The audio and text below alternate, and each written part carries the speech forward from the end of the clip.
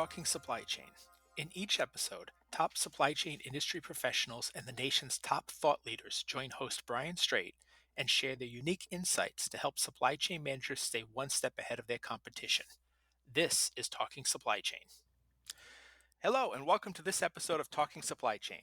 My name is Brian Strait, and I am editor in chief of Supply Chain Management Review, and I'll be your host for today's session. If you are a company, then you deal with energy costs. As of December 2023, the average cost of electricity for a commercial customer in the US was 11.93 cents per kilowatt hour. But that varied tremendously based on where you operate. In New England, it was an average of 18.83 cents in September. The Pacific region, which includes California, Oregon, and Washington, was 22.8 cents. But if you go down to what is called the West South Central region, which includes Arkansas, Louisiana, Oklahoma, and Texas, the cost was just 9.59 cents.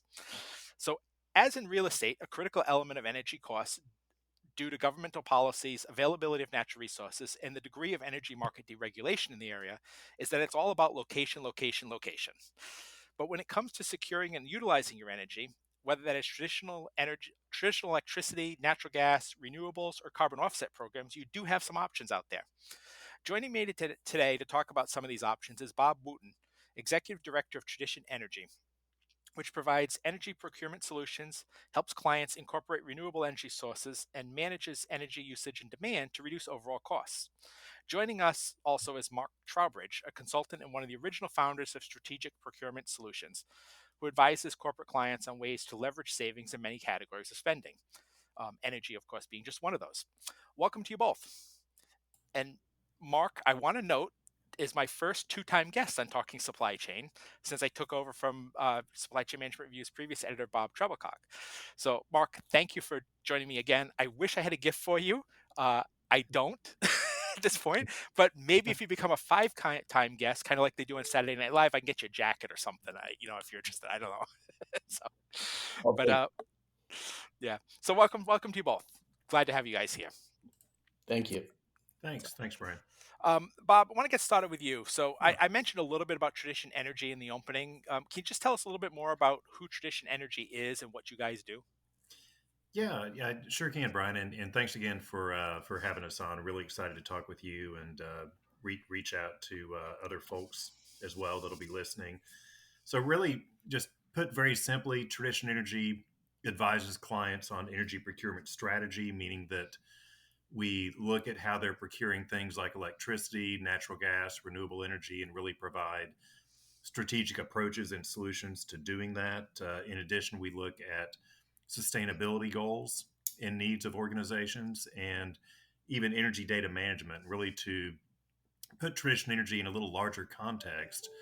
We're part of the Global Tradition Group, which is one of the top three interdealer wholesale brokerage firms in the world. And the Tradition Group has about 2,400 people in 30 countries around the world. They've been publicly traded since the early 70s and broker things such as precious metals, financial derivatives, and have been really advising clients on energy commodities since the early 80s. There's really a lot of background and depth that comes into what we bring to clients in terms of advising them on energy strategy.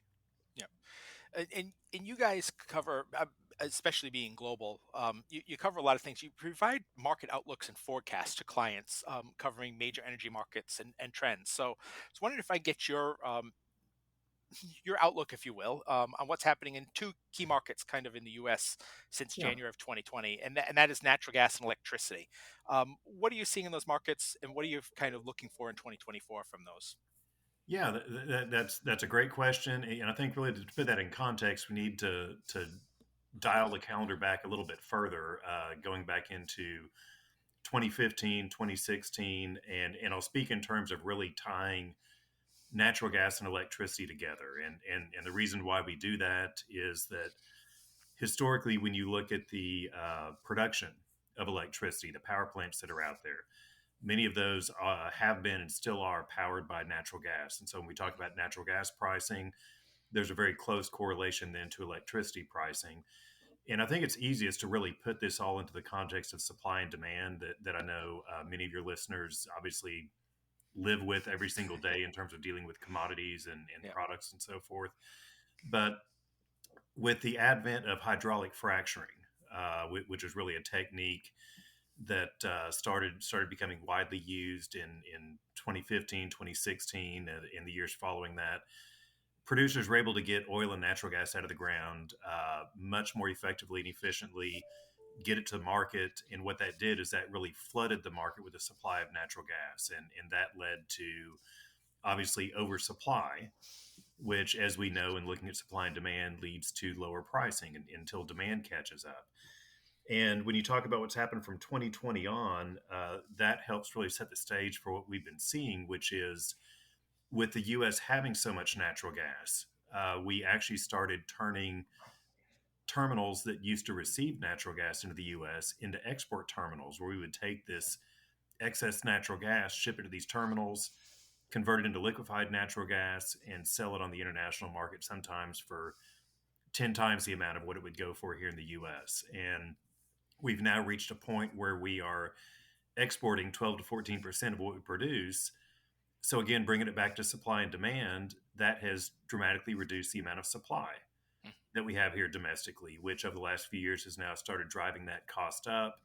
So we monitor that factor. And the other factor that I'll mention, that's been leading in particular to electricity prices going up, is the increased implementation and rollout of renewable energy on grids all across the US. You can look at the California grid in particular. You can look at Europe as another example of what happens when you put a lot of renewable energy on the grid. The concern from a pricing standpoint is that it's very volatile. Obviously, solar produces when the sun's shining, wind produces when the wind's blowing. When you have volatile sources like that on the grid, meaning that you can't just turn them on when you need them, that adds an increase to cost. And so those two factors, really exporting more natural gas and increased renewables on the grid, is really what we've been seeing over the last few years, adding to increased pricing and really kind of adding to the challenges that companies face in terms of trying to manage and control their supply cost on the energy side. Yep. Yep. And those things continuing, same trends going forward here. Exactly, Yeah. exactly. You can really just look at what you read in the newspapers, even in terms of what's happening globally. The push to move from more fossil fuels to more renewable energy, really just expecting that trend to increase. Yep. Yep. When we speak about energy, you know, as a homeowner, I think a lot of homeowners are like this, right? And we buy a house, you're an apartment, and you get take whatever energy that you local utilities providing you, that you pay them, and that's it. And I think there's probably a lot of businesses think the same thing, right? They just go out and they get whatever the energy utility provider is. They take the energy from them and they pay Yeah. them for it. Can you kind of explain how traditional energy can get involved in this process, though? Because I don't think that's not necessarily the case for businesses, especially. No, yeah, you're exactly right, and I think to really kind of understand why that scenario exists so much of the time that you just described, it's because the ability to procure energy, the ability to talk to multiple suppliers, evaluate it, sign with whoever you want to sign with, is really a fairly recent development. Just over 20 years ago, we started seeing the electricity markets here in the US and over in Europe deregulate or liberalize, meaning that it gave you a choice. Mhm. And for so many organizations, you have people working with those organizations that have been around years before that happened. So if you go back into the 80s and 90s from a retail consumer standpoint, you didn't have a choice. And so you had people like facility managers that were just managing this function, and it wasn't a matter of procurement. There was no strategy to it. It was just making sure that you were paying your bills to the local utility. Now, fast forward to where these markets are deregulated and you have a choice. In many cases, the same people are still managing that. And so they haven't really fully embraced the fact that you can uh, strategically procure these commodities. And that's where we come in to help. If we're engaged by, let's say, a national, multinational firm, one of the first things that we'll do is look at all their locations and come back to them with an analysis saying, here are the markets, here are the locations where we see opportunities, here are areas where you can source third-party supply of electricity or natural gas. And in many cases, that's kind of an eye-opener to organizations that, just as you said, may have just been receiving energy from their local utility Yeah. for years without really realizing what the opportunities were. So there are definitely a lot of ways that we can get in there and at least make an organization aware of what they can do. Yeah, and I think this is a great place to bring Mark into the conversation here. Mark, your firm works with Tradition Energy, so can you talk a little bit about how some of your clients have been able to capture savings in the energy arena by using Tradition and those types of firms? Yeah, absolutely. And it, for We are a boutique consulting firm, but we've worked with many Fortune 1000, Fortune 500 clients, all the way up to the largest company in the world. Who uses our services in training and other types of services about best practices. And so having a having Tradition Energy as one of the tools in our toolkit has been extremely valuable for us. What's interesting is that most corporations of any size don't have real expertise in buying energy. They may think they do, but very few actually do. And that's not an easy skill set or a knowledge base to earn, or to build. And one of the neat things about being able to introduce a client company to Tradition Energy, especially in North America, is that their analysis of um, that client's energy usage, the rates that they're paying to different providers, all across North America, that's absolutely free. And so Tradition can do that review with just very little information. They can look at literally with a month or two worth of energy bills from each of the client's providers, do an analysis, and then benchmark that, because Tradition is one of the largest energy wholesalers in the world. They benchmark what the client is paying about against what are best available rates, and let the client know about where they are performing against their marketplace. So that insight is provided without cost to the client. And then Tradition, this is just an interesting fact, they literally have the largest bidding process for energy in North America. They literally are running over 100 RFPs a week Hmm. for their clients. And so they know exactly where the energy market is going, what it's doing, and where the client should be getting in or out of the marketplace. So an example would be one of our firm's clients is a multinational chemical manufacturing firm. They've got 22 locations, manufacturing plants in the USA, and then a whole bunch of retail locations as well. And they're spending, interestingly, their North America only spend is about $1 billion a year in total spend for direct and indirect materials. But a nice even number there to give people an idea of how much their organization might be spending on energy. That organization is spending between 50 and $60 million a year right now with the market where it is. And we introduced Tradition. Tradition analyzed all of those 22 locations and the providers and the rates. um, the report opened a whole lot of eyes, and Tradition has since then, just in the last couple of years, has helped them bid out and award new contracts for about $20 million out of that 50 to $60 million. And but in doing that, Tradition delivered over $10 million worth of cost reductions to them. And Huh. so that's just an example. That's just one of, many examples that I could list. But that's just an example of how easy it is to engage. And literally took the client at each of those locations and their payables groups less than half an hour to put together the energy that started the information and billings that started the whole process. Yeah, and some people may look at that and say, well, $10 million savings on $1 billion worth of spend is not a significant amount, right? But it is, and especially if it doesn't require a lot of work. Well, yeah, and out of that portfolio, it actually was $10 million worth of savings on $50 million worth of spend, which was Yeah, the energy piece of that. But yes, you're absolutely true. yeah. when looking through documents trying to prepare for this to speak with you guys, I noted that there was a presentation on the Traditions website that noted that, and I quote, 189 energy suppliers and sustainability providers competed for our clients' business in 2022. And I found that quite fascinating. And I'll tell you why. Obviously, in business, we're used to competing for suppliers, right? I mean, you Yeah. bid out process. I mean, competition, bid process, very common, right? I guess I did not realize, and probably many people don't realize that this takes place in energy as well, and that this happens. And obviously, this is an example that there is a lot of possibilities out there. So tradition, because of this, obviously, tradition's been able to have some success with its clients and for its clients, I should say. And I assume that the competition leads to lower prices for everybody. So, can you talk a little bit about the process that competitive bidding process for services actually looks like, and what kind of savings you guys typically see for a client when it's complete? Yeah, yeah.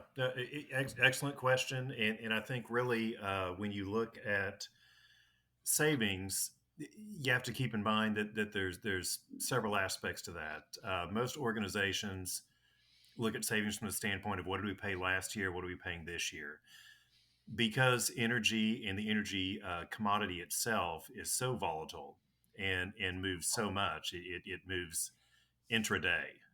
If you were to sign a contract at 10 a.m. in the morning as opposed to 2 p.m. in the afternoon, that price could be very, very different. When you're caught in a market that's moving upwards, obviously you're not going to be paying less for energy than you did the prior year because the commodity itself is higher. Mhm.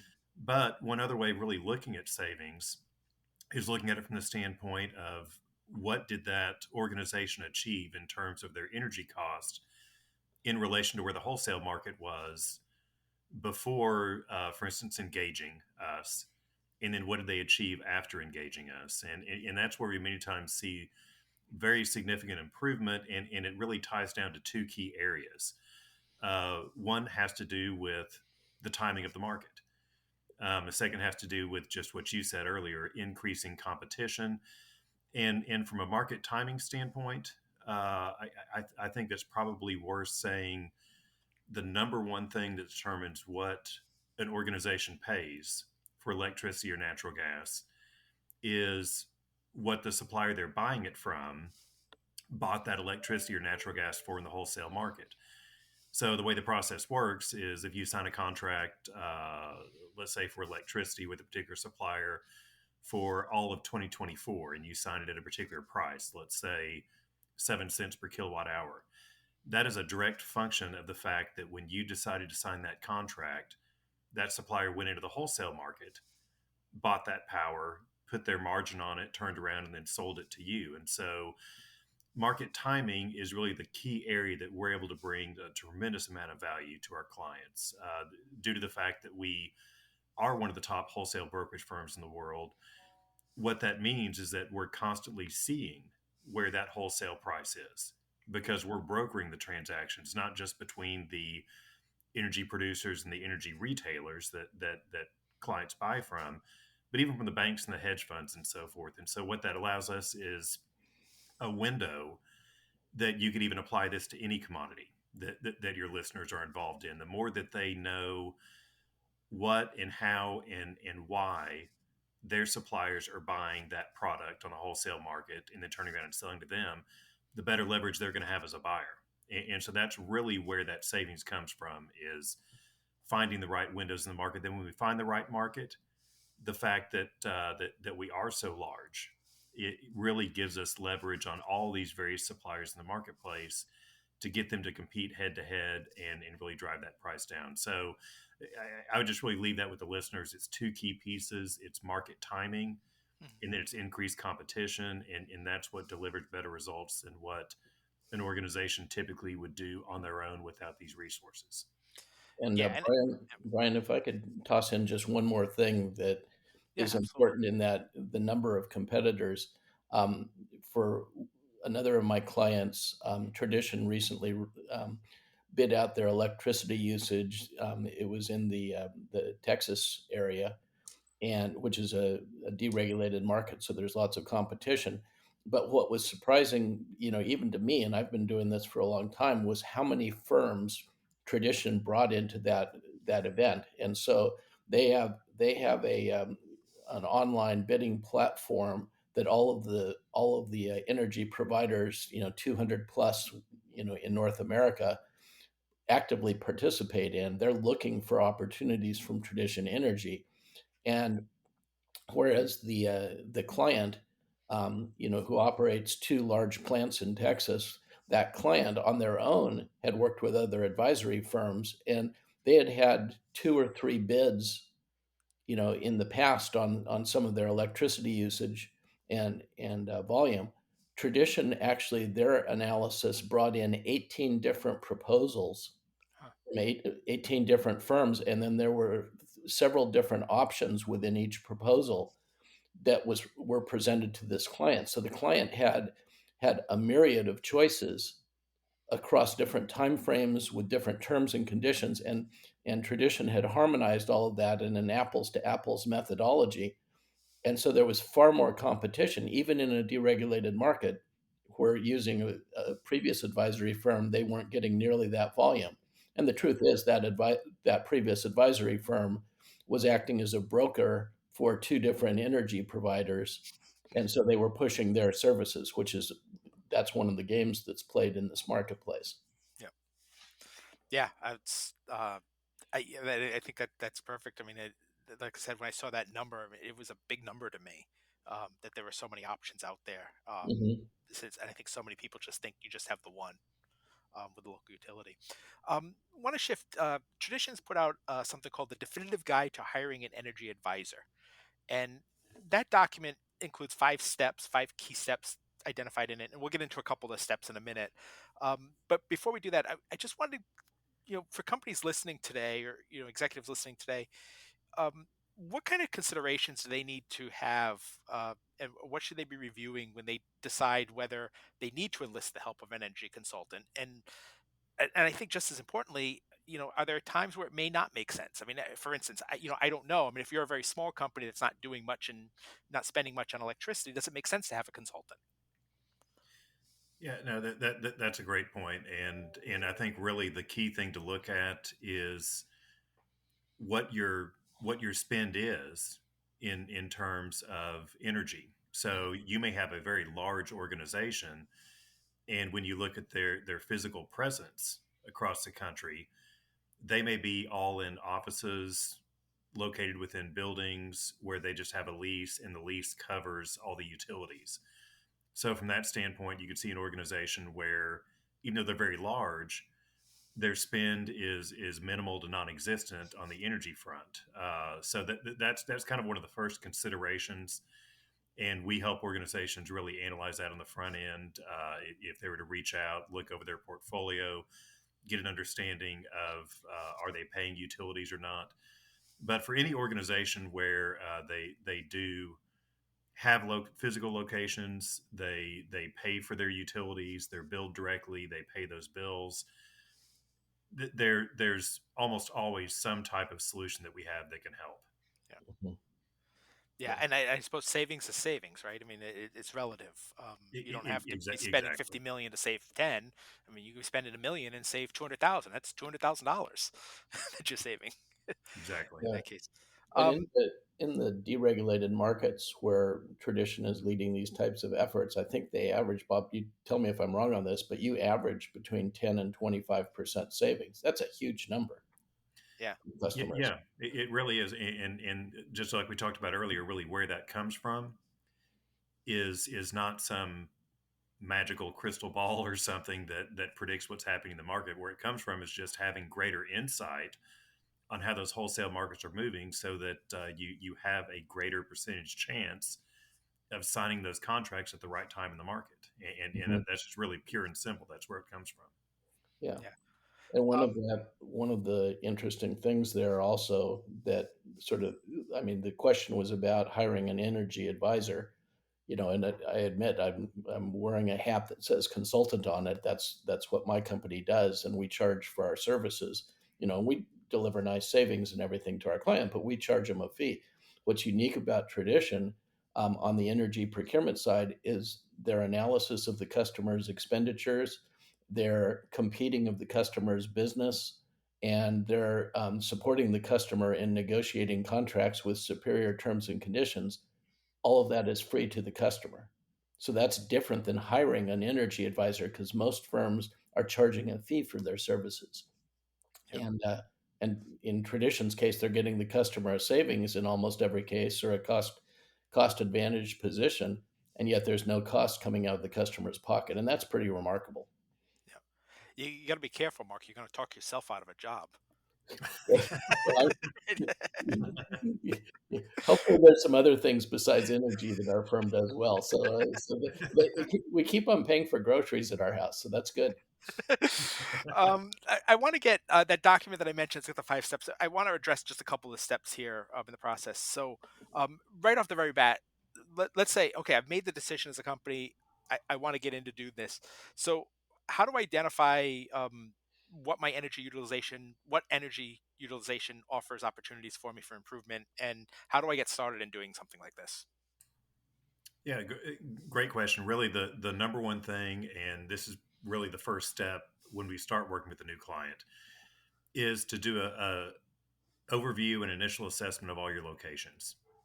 As we talked about earlier, we look to see where the physical locations are, what utilities they're behind, and then really what the opportunities are that exist. And I'll say one of the common situations that we step into, which is indicative really of so many large national, multinational organizations, is that they've been operating on a decentralized level. Mhm. Uh, that's always, I know, in the world of procurement, always something that is talked about and debated. Is a centralized approach or a decentralized approach work better? We even see in organizations that would consider that they have a centralized procurement strategy, maybe a shared services center or something, that even in those situations, many times utilities has been dealt with completely decentralized, meaning that it's individual plant managers that do their own assessment, their own negotiation, and so forth. And so, one of the first steps that leads to really some tremendous savings that we see is us getting in there and aggregating and creating that kind of leverage that an organization naturally has, but then applying that to utility procurement and combining that with traditions leverage and standing in the market, and you put those two pieces together, that delivers a very good approach. And the other piece that I would mention is really taking a holistic look at everything, where you're not just considering straight procurement of electricity and natural gas, but you're looking at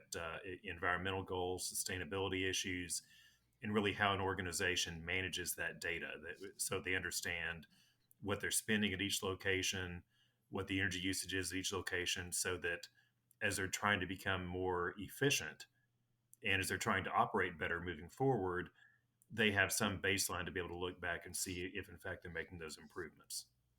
And Yep. Brian, I just to take it to an even more simple look at what types of organizations does this make sense for.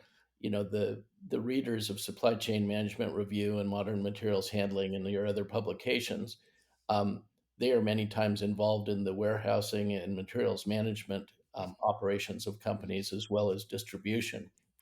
And it is almost a slam dunk, unless it's a very tiny company. It's almost a slam dunk decision that companies should be looking at energy if they are a manufacturing company of any type, if they're a mining company of any type, if they are a distributor, cross dock, no matter what, operating big warehouse space, um, uh, and then administrative or service types of companies that have very large um, administrative facilities where there are a lot of lights turned on and running a lot of HVAC volume and things like that. And Tradition can help those companies out on the cost of their energy greatly, but also many times on the usage of the energy. I mean, I look at your magazines, Brian, and a lot of articles about electric fork trucks and forklifts, things like that. Well, guess what? Those have to be recharged at different points, Yep. and yet energy from a typical utility, electricity, goes up in price between 4 o'clock and 9 o'clock in the evening when residential folks are running vacuum cleaners and all their lights and everything like that. So there's a higher peak price there. And yet what happens is that many operations plug in all of their vehicles and recharge all of their devices. They recharge those after if it's a one shift operation, they plug everything in at the end of that shift. So now they're charging all of those vehicles at the highest price point in that 24-hour period. So tradition takes a look at things like that also, on other parts of their business, and they can help the client just align their behaviors to take advantage of the pricing that they've helped them to negotiate. Yeah. Yeah, and there's so many more things going out there. I mean, electric trucks and things, and a lot of facilities are putting in chargers for them, Yeah. as well, that are And now those part of use this a lot of equation. electricity. Yeah. It's really, I mean, one of the terms that I know most people have heard, and you're definitely going to be hearing more and more of in the future, is the electrification of everything. And that goes along with a lot of the climate goals and initiatives where the move is to shift away from fossil fuels, and even something as simple as a stove, or an oven, to move that away from being natural gas operated to electric operated. Same thing with vehicles and other areas. And as Mark mentioned, as that continues, and as that push continues, you're talking about much wider use of electricity, and it's going to be affecting organizations in different ways they probably haven't even considered at this point. Yeah. Yep, and it's nice you mentioned a couple of those other options there. It's a nice segue into the next question, I think, which there are a lot of options out there. There's electric, there's natural gas, renewables, carbon offsets that companies are using.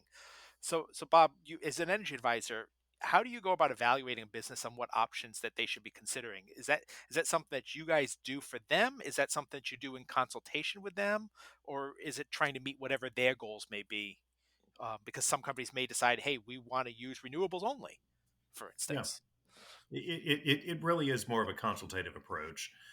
You start by sitting down and really understanding what an organization's goals are.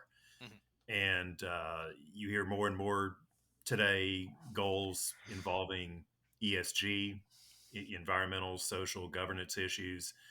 We obviously focus more on the environmental side, the energy aspect of environmental aspects, but can even include decarbonization goals.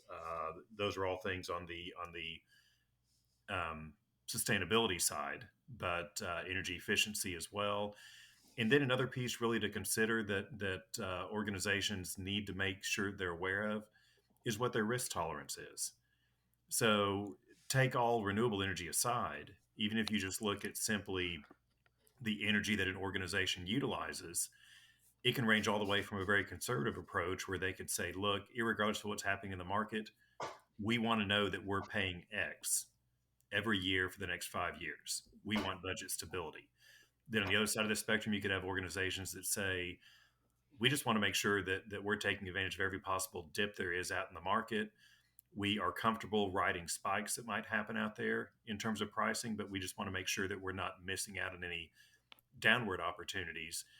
Those are two opposite ends of the spectrum, but yet we're always able to incorporate those into a coherent strategy. Hmm. And the last piece really to take into account is just educating the client on what exists out in the marketplace so that, for instance, if they are risk averse, they may not be aware of certain types of contracts or products that are available out there. They can still meet their risk appetite, but give them a little bit more ability to achieve savings. So, getting back to the first part of the question, it really is a consultative approach. And then once we determine what their goals are, we define the strategy and then implement it. And you have to make sure that you're constantly monitoring the results so you can come back. So if somebody were to have taken a particular approach and it's not achieving the results that they want, we have the ability to go back and adjust and approach those contracts a little bit differently. Yep. So when you go through this process, and then when all said and done, okay, we've made the decisions, we've got the contracts in place, the energy's secured. What happens now? I mean, do I need to, as a business, do I need to continue my relationship with tradition? Or is that, Yeah, I mean, is there advantage to doing that, or is that the end of the process until next year?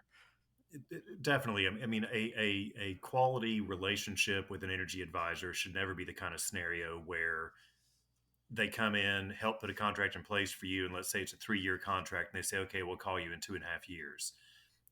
Things change all the time Mhm. in the energy markets, and the most responsible thing to do is to continue to monitor those markets so that, for instance, if you were to put a 2 year contract for natural gas and you secured a rate of let's say $4 per MMBTU for that 2 year period, you don't just turn everything off and tune out of the market for the next year and a half and then look and see what happens when come close to expiration time. But you constantly monitor the market because we may find scenarios where we can now secure maybe another year at a 20% savings off of that, or that we can restructure that contract to work in a current downward movement in the market, or the reverse. If prices are significantly going up, it may make sense to act now, maybe a year and a half before a contract expires, to extend it outwards Mhm. to protect from further upward market movement. That's just simply a responsible way of approaching that. In addition to making sure that we're doing things like monitoring the bills, making sure the bills are correct, dealing with locations that may be sold, locations that may be bought. So it really is a nonstop management process from day one when we start working with a client. So when you do that as a client, I'm assuming, let's say I'm the client here. When all is said and done, what should I have expected from you out of this process? What do I get? Obviously I'm hoping for savings, but you Yeah, know, what from that relationship, what can I expect as the ultimate outcome? the key value that you're getting is the peace of mind and the assurance that you've got a partner that's working directly with you that has really helped develop and implement a holistic solution to your energy exposure, Hmm. so that nothing surprising happens, nothing pops up where somebody asked the CFO the following year, hey, why in the world did our energy costs go up 40%? What happened? We're there to address all of that and really ensure that however the market is moving, the client is aware, and that any changes or adjustments that need to be made to that strategy fall within the bounds of the goals that they're trying to achieve. So it really is the peace of mind of knowing that we're there to deal with any and all things energy. And many times people even view us as their outsourced energy department, and that's really the goal that we're trying to achieve. Yeah, And and Brian, yeah. one thing I'll share also that Bob may have forgotten to share, and that is that Tradition Energy, they are a leading provider of information about the energy market. And Hmm. so different federal agencies, state agencies, all are getting information from Tradition Energy. The futures markets subscribe to their information. They're using that in order to price out their strategies on commodities and share that with investors. And so there's a constant flow of information from them. Any client of Tradition, and again, their services on the procurement side are free to the customer. So they're not paying for any of this. But Tradition makes it a matter of course to educate those customers on a weekly basis with information coming out about energy trends or events that are happening in that customer's region or regions, Yeah. about upcoming trends in the marketplace. All of that is high quality information, and they have all sorts of neat charts and graphs and exploding pie charts and things like that that are through all of their publications. But it's fascinating for the customer, and the customers are educated on an ongoing basis about this thing of buying energy. And then one other thing that Tradition does, in a consultative mode, is they're really giving the customer advice about how to manage their contract usage optimally. And so in reviewing the bills and seeing the invoices, I mean, something that's interesting is that on a typical electric utility or natural gas contract, even in deregulated areas, is guess what? Those are based on volume forecasts from the customer. And yet, if during a given month the customer goes over that forecast, they're not getting the preferred rate for that under a standard contract. They're paying full retail for it or full commercial rate. Yeah. If they fall short of the volume forecast that they've committed to, the utility or the provider has the right to sell that unused electricity or gas back into the marketplace at whatever the current market rate is. And so the customer is taking a loss on overages and underages. Well, tradition helps them to identify that. They help get rid of those clauses or minimize those clauses up front in the actual contract that they help the customer to sign. But there's a great deal of protection there. And a typical advisory firm in the energy marketplace, if they're being paid as a broker for that provider, they don't care that the customer is paying way too much. They've sold the deal based on the flat rate, but when the customer goes over or under, guess what? That advisor may be getting a percentage of that overage or underage, so they're actually making more money by having those things buried in the contract. So there's a lot of things that tradition does that are far different than much of the rest of the industry. So, so ultimately, I mean, we're just about out of time, but I mean, ultimately, what I'm learning today is the business manager who sits in the office and calls up local utility and says, "I need electricity." It's not the right approach, probably. That's right. So, Yeah, yep. good point. Um, Want to give you guys a final chance. If anybody's interested in learning more, how might they get in touch with you guys?